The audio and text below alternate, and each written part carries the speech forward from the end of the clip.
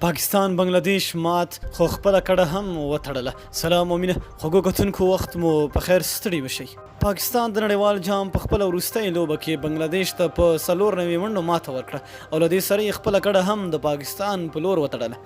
د پاکستان لوبډلمشر سرفراز احمد له لوبې مخکې ویلي وو چې دی به هڅه کوي او د بنگلاديش پر وړاندې به 1500 منډې کوي او بنگلاديش به زر سوځوي تر څو د نړیوال جام سیمي فاینل ته لاړ شي. پاکستان د لوبې د پچې ګټلو دعاوې کولې او اخر هم د پاکستان لوبډلمشر سرفراز احمد د لوبې پچه وګټله او لومړی د توپوهنې پریکړه وکړه.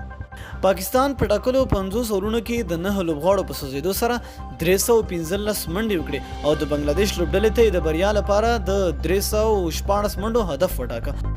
د یاد هدف په تعقیب کې د بنگلاديش لخوا تمیم اقبال او سومیا سرکار توپوهنې ته راووتل، خو بنگلاديش خپله لومړۍ وکټه په 6 منډو له لاسه ورکړه او همداراز بیا پرله پسې د بنگلاديش توپوونکي سوځېدل او یو هم داسې ډیر په میدان نه ودرېده.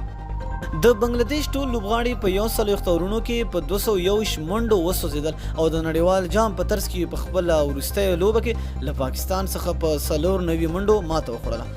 شاهین افریدي په نننۍ لوبه کې 6 بنگلاديشي لوبغاړي وسوځول او له دې سره د لوبې د غوره لوبغاړي جایزه هم ترلاسه کړه. په نړیوال جام کې نن پاکستان او بنگلاديش خپله وروستۍ لوبه ترسره کړه او د پاکستان د سیمي فاینل تګ ارمان هم همداسې ارمان پاتې شو او دواړو لوبډلو د خپلو هیوادونو لپاره خپلې کړې وتړلې.